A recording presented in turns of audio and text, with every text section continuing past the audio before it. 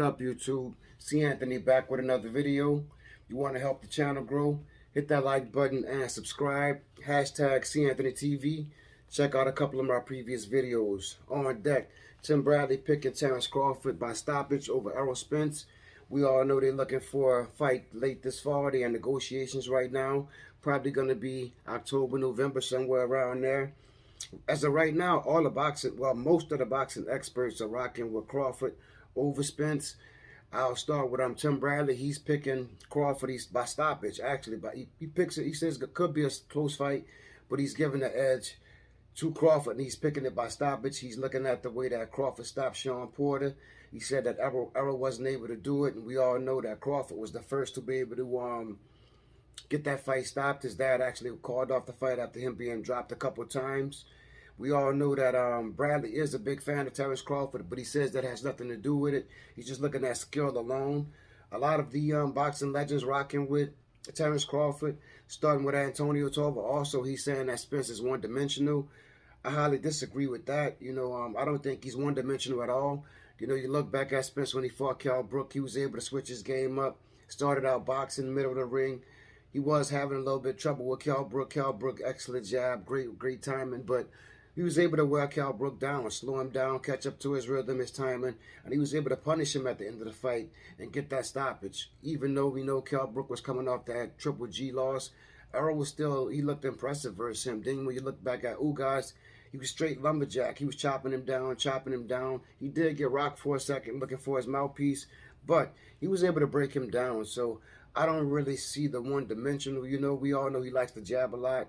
He varies that jab, power jab, gets you to the ropes and try to punish you that way.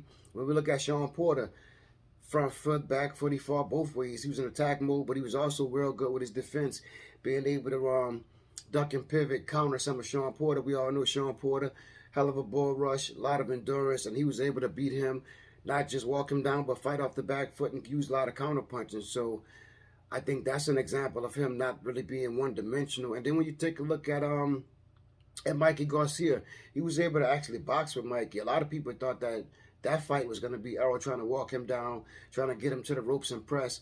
Nah, but Errol stood toe-to-toe with him, boxed, showed a lot of skills, a lot of jabs to the body. He was timing Mikey. Mikey did have a little success, but Errol was really doing his thing with him. We'll go with James Toney. James Toney is saying he's taking Errol Spence. No, he's taking Crawford by stoppage. He says that Spence won't last 6 rounds. With that right there, I'll say that both of these fighters can get stopped. Either one, whoever's on that game and able to adjust that night, I could see Crawford being stopped. I could see Errol being stopped. In the past, I would say a couple years ago, I would have picked Errol Spence easy. I felt that he'd be able to walk down Terrence, but over the years, Terrence has been able to adjust to that 147 weight class, look impressive in his big fights, and I feel like he's gonna be a handful for Spence. But I'm saying that right now. I'm thinking this fight is definitely going to make it to the championship rounds. I think that's where somebody will pull away from the other. I feel like Crawford's going to be all about adjustments that night. I feel like he will be in a southpaw stance, but it's going to be all about adjustments and trying to time Spence. Spence, he's a lot of people say Spence is basic, like that's a bad thing. He's not. He's fundamentally sound. So he is basic. He uses a lot of 1-2.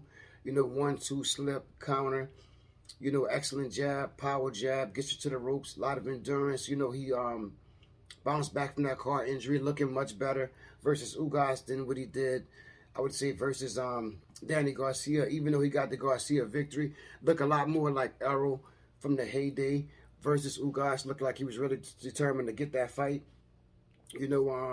Roy Jones right now, he's no disrespect to Spence, but he's looking at Crawford. He feels like Spence, up until the Sean Porter fight, he said Spence hadn't proved anything, but he still says that Crawford was more impressive versus Sean Porter. So it seems like everybody's eyeing in on that fight. I'm going to do a breakdown coming up later this week. Going to be breaking down the way Spence utilized his jab to get to the body. We'll also be looking at the way that Crawford utilizes his jab to get to the body. So that's coming later this week. Also going to be coming with a little bit of Ryan Garcia. But as for right now, hit the comment section. Let me know how you feeling with most of the boxing experts going with Terrence Crawford. A lot of the YouTubers and I would say casual boxing fans all of them are rocking with Errol Spence. Errol has a huge following, you know. Also, I want to throw in, go check out Strap Season.